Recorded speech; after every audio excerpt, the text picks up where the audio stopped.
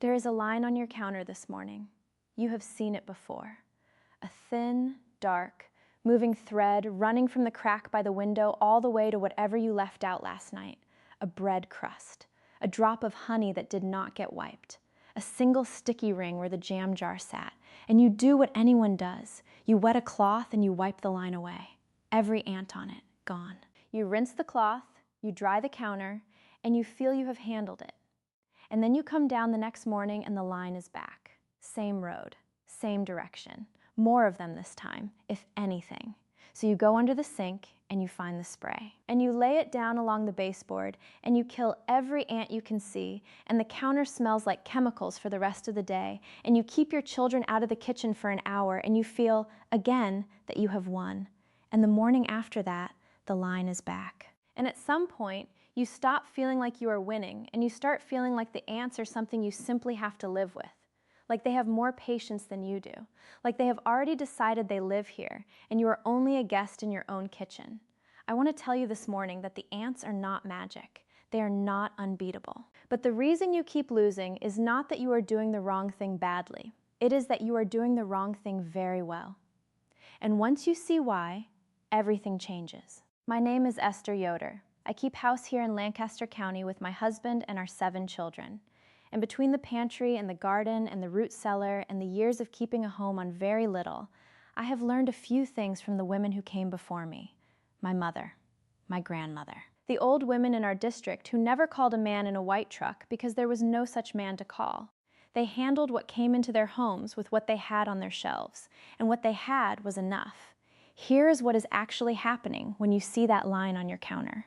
Those ants are not the colony, not even a large part of it. They are the foragers, the errand runners, sent out from the nest to find food and carry it home. The real colony, the thousands of workers, the young being raised, and the queen herself is hidden under the floorboards, behind the wall, beneath the doorstep, somewhere your eye never reaches and your spray never touches. When you wipe the line or spray it down, you have done exactly one thing.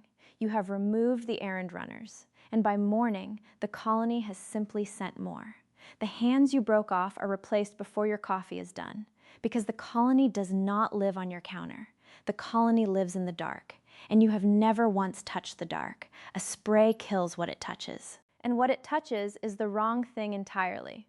The answer has been sitting on the laundry shelf beside the soap for the better part of 100 years. It is called borax, a plain white mineral powder dug out of dried lake beds in the western desert, sold in a yellow box under the old mule team label that you have walked past 100 times without a second thought. It costs about $4. One box lasts you several summers, and it does something no spray has ever done or ever will do. It reaches the queen. Here is the simple sense of it, and once you hear it, you will not forget it. Borax does not kill an ant on contact. That is the whole secret. When a forager finds your bait, it does not fall over dead on your counter. It feels fine. And so it does what it was built to do. It picks up the food and carries it home, into the nest, into the dark place you cannot reach. And once it is home, it shares. Ants feed one another mouth to mouth. The forager passes the food along to the workers. The workers pass it to the ones tending the young. The young are fed. And at the end of that chain, the queen is fed by her own daughters. The borax rides that chain all the way down. The queen is fed it without ever knowing. Her egg-laying slows. Then it stops. And with no new young coming, the colony goes quiet from the center outward. The road on your counter empties not because you wiped it, but because there is no longer a household sending anyone out. That is the difference between cutting off the hands and stopping the heart. Here is how you make the bait, and the proportion is the one thing I need you to hold on to. 1 part borax to 3 parts plain white sugar. 1 spoon of powder, 3 spoons of sugar. 3 to 1. Say it to yourself and remember it. The reason the proportion matters is this. Too much borax and the ants taste that something is wrong and they will not take it home. Too little and it does not do its work in time. 3 to 1 is the balance that has held up through long use. The sweet spot where the ants take it gladly and it still does its quiet work. Add a 1/4 cup of warm water and stir it slow until everything dissolves and you have a clear syrup. No grit at the bottom. Warm water does this better than cold. Take a handful of cotton balls and soak them in the syrup until they are heavy and saturated. The cotton holds the liquid so it does not dry out fast, and it gives the ants something to crowd onto and feed from. Set your cotton balls down directly in the path the ants are walking, not where you wish they would go, where they actually go, along the baseboard, near the crack in the door frame, on the windowsill if that is their road. The closer to their path, the sooner they find it. Now I will tell you the hardest part, and it is where most people fail and then say the method does not work. Once the bait is down, you must not kill the ants you see. I know everything in you will want to wipe that line away. Leave it. The ants on your counter are now carrying your medicine home. If you break that line, you break the chain before it reaches the queen. Your patience for 2 days is the entire price of this working, and I will tell you what you will see so it does not alarm you. For a day, sometimes 2, the line on your counter will get thicker. More ants than you started with. This will look like the plan has gone wrong. It is the opposite. It means the whole colony has been told where the food is and everyone is coming to carry it home. And every one of them is carrying borax. Let them swarm. Let them work. By the 2nd day, the line thins. By the 3rd, it is a trickle. And then it is gone. The road empty.